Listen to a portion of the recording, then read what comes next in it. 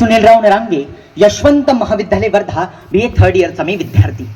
जब किसानों की देखो भलाई, मैंने खुशियां मनाई, अशा अनेक भजनांच्या माध्यमातून शेतकऱ्याच्या हिताबद्दल सदैव जागृत असणारे मानवतेचे महान पुजारी परमपूज्य ब्रह्मलीन वंदनीय राष्ट्रसंत श्री तुकडोजी महाराज आपल्या कृती आणि कीर्तनाच्या माध्यमातून समाजात पूर्णतः परिवर्तन घडवून आणणारे स्वच्छतेचे पूजक वैराग्यमूर्ती श्री संत गाडगे बाबा प्रथमतः या दोन्ही महान विभूतींच्या पदस्पर्शाने पावन झालेल्या या पवित्र भूमीला, त्यांच्या विचारांना, त्यांच्या कार्याला विनम्र भावे अभिवादन करतो. आणि विषय कृषी प्रधान देशामध्ये शेतकऱ्यांची होत असलेली अवहेलना या विषयाला अनुसरून या ठिकाणी आपल्या वक्तृत्वास सुरुवात करतो.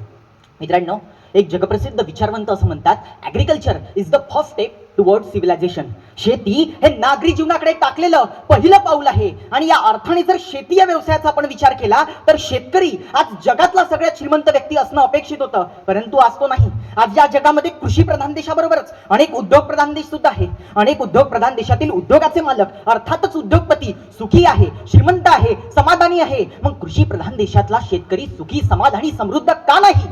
याचं सगळ्यात मोठं कारण म्हणजे कृषी प्रधान देशामध्ये शेतकऱ्यांची होत असलेली अवहेलना आहे. वंदनीय राष्ट्रसंत म्हणतात, गुलामी में था वतन हमारा, तभी से रोता किसान सारा, अभी तो हालत बड़ी बुरी है, कभी इधर भी चला करोगे ये दिन बंधु सुनो हमारी, किसान का कब भला करोगे, किसान का कब भला करोगे.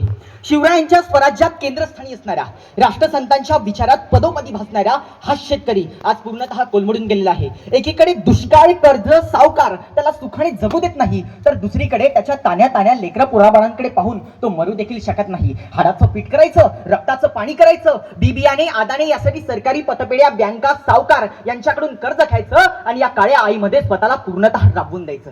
पुढे जर का या काळ्या आईच्या उदरातून सोन्यासारखं पीक आलंच तर पुढे ते मातीमोल भावात विकून सुद्धा द्यायचं. याच चक्रव्यूहामध्ये कृषी प्रधान देशातला शेतकरी अडकल्यामुळे त्याची होणारी अवहेलना दिवसेंदिवस वाढतच चालली आहे. सगळ्यात पहिले तर नैसर्गिक आपत्ती ही शेतकऱ्याची मोठी अवहेलना करते. पूर, दुष्काळ, अतिवृष्टी यासारख्या नैसर्गिक आपत्ती प्रथम शेतकऱ्याला उभंच होऊ देत नाही. तरी देखील हा शेतकरी स्वतःच्या मेहनतीवर, जोरावर उभा होतो, कष्ट करतो, दर्जेदार शेतमाल निर्माण करतो. आता माझ्या शेतमालाला योग्य हमी भाव मिळेल या अपेक्षित तो असतानाच आपला कृषी प्रधान असलेला देश दुसऱ्या देशातून दुसरा शेतमाल आयात करतो. त्यामुळे आपल्या देशातल्या शेतकऱ्याच्या शेतमालाचे भाव घसरतात. त्याला तो आपला शेतमाल कवडी मोल किमतीमध्ये विकावा लागतो. अशा तऱ्हेने या कृषी प्रधान देशामध्ये शेतकऱ्याची अवहेलना केली जात आहे. अहो, आज आपण दुसऱ्या देशातून शेतमाल आयात करून आपल्या देशातल्या शेतकऱ्यांची अवहेलना करतोय, परंतु उद्या जर का या अवहेलनांमुळे या देशातला शेतकरीच नष्ट झाला तर तो सुद्धा आपण परदेशातूनच आयात करू का? हा प्रश्न या ठिकाणी तुम्हा सगळ्यांना पडणं अपेक्षित ठरतं. मित्रांनो, गेल्या काही दिवसांपूर्वी महाराष्ट्रामध्ये मोठ्या प्रमाणात अतिवृष्टी झाली. त्यात अनेक शेतकऱ्यांचं मोठ्या प्रमाणात नुकसान झालं. याच दरम्यान सोशल मीडियावर एका शेतकऱ्याचा व्हिडिओ प्रचंड व्हायरल होत होता, ज्यात त्या शेतकऱ्याच्या शेतामध्ये मोठ्या प्रमाणात पाणी साचलेलं होतं, चिखल झालेला होता आणि त्या चिखलामध्ये तो स्वतःला लोळून घेत होता. त्याच्या दुःख, संवेदना त्या व्हिडिओच्या माध्यमातून अगदी स्पष्टरित्या दिसत होत्या. त्याच्या दुःख संवेदनांकडे पाहून वाटत होतं, काय खरंच आम्ही कृषी प्रधान देशामध्ये राहतोय? अरे, एकीकडे वर्ल्ड कप पायाखाली ठेवला म्हणून आपल्या भावना दुखवल्या जातात, परंतु हा शेतकरी बळीराजा कित्येक वर्षांपासून अन्याय, अत्याचार, अवहेलनांच्या पायाखाली तुडवल्या जातोय याचं मात्र आम्हाला काही वाटत नाही. या कृषी प्रधान देशामधली सगळ्यात मोठी शोकांतिका आहे.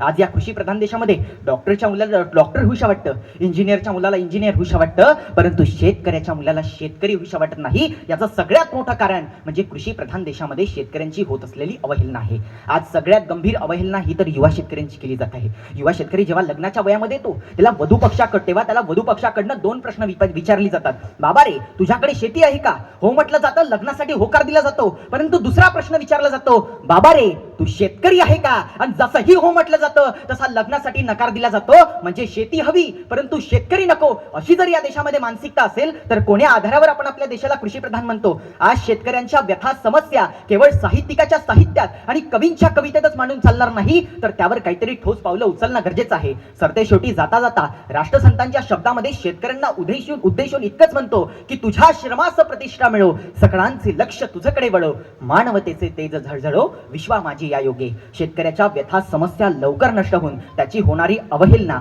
लवकर थांबावी व त्याचे सोन्याचे दिवस यावे, इतकाच आशावाद या ठिकाणी व्यक्त करतो आणि इथेच आपल्या वाणीस विराम देतो. धन्यवाद, नमस्कार, जय गुरु.